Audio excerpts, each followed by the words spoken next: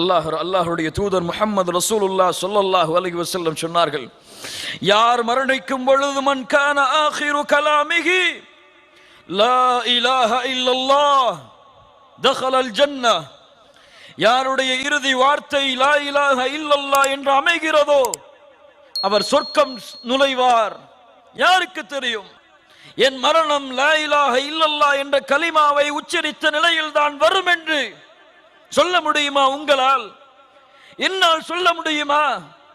முடியாது. மூமின்களே, யாருக்கு அல்லாஹ் அருள் செய்கின்றானோ அவர்கள்தான் எந்த தயக்கமும் இல்லாமல் மலக்குகள் அவர்களை அழைக்கும் பொழுது மகிழ்ச்சியோடு நிம்மதியோடு புறப்பட தயாராகி சொல்லுவார்கள், உலகத்திலே எதில் உறுதியாக நிலையாக இருந்தார்களோ லா இலாஹ இல்லல்லாஹ்